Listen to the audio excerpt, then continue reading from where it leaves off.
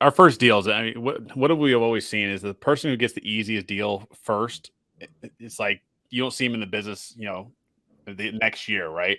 Yeah. My first deal as well was just a terrible deal that it took us a lot to get to the finish line. But I was like, if we get through that one, I think it was literally our hardest deal since. And now we've done a lot, right? Yeah. So that being said, so from your first deal to doing a couple deals here and there, what how did you break through the struggle of doing deals here and there to now consistent deal? Because I mean, we see you on social media, we see you crushing it with your partner and your team. You built such an amazing platform. You built such an amazing team. You're still giving to the seller and to your receiver, and it's just a tremendous value to people who want to get in this industry. Now, how did you break from where you were then to where you are now?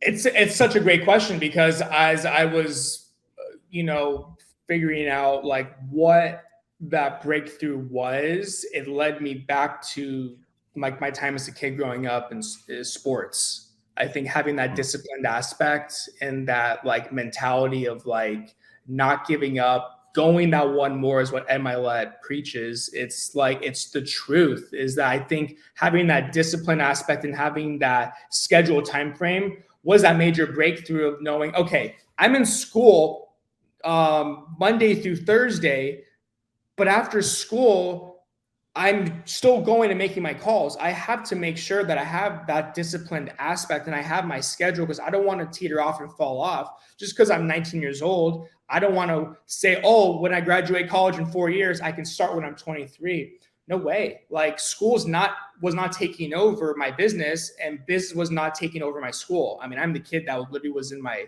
math class and I would leave to go negotiate a deal and close it. Like that's how committed I was. I love But it. that comes back to me being a sport junkie. I mean, I played football, basketball, baseball like for 10 years growing up my entire kid life. And so you wouldn't see me one weekend with my friends. I would be out tournaments, baseball, travel ball, whatever it was. Like that's kind of what I still feed into my business today. And like what I always try and let people know is that like from my experience and from like what a challenge has been for me is just knowing every day having that sport mentality mindset, I just think has an edge over anything because you're down in the grave and you've got to get yourself back up. Sometimes it's going to be the support, but it's you that's going to rise you up. And so that was the biggest breakthrough after those couple of deals I did. And then when I did my 4 deals in that first year, that's when it really said, all right, I'm not going to quit school. I'm going to go all in because I'm dedicating, committed to getting that done. So I feel like if I would have quit, I feel like I would have quit on myself and my business. And so I wanted to keep it going. And it never overrode the other. It was actually a constant growth. And it was the best thing because, yeah, it's a piece of paper you get when you graduate, but it really shows, okay, this kid was committed to going and showing up every single day, studying, doing presentations, but also he was still earning money and growing his real estate business on the side.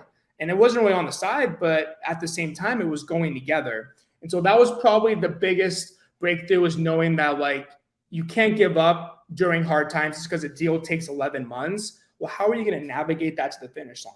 You're still a professional. Yeah, I was 21 years old when I closed the deal, but there's people depending on you at the same time. And so that never wavered whatsoever for me to really say, you know what, this is how I'm committed every single day. And that's just been my mindset the last 6 years.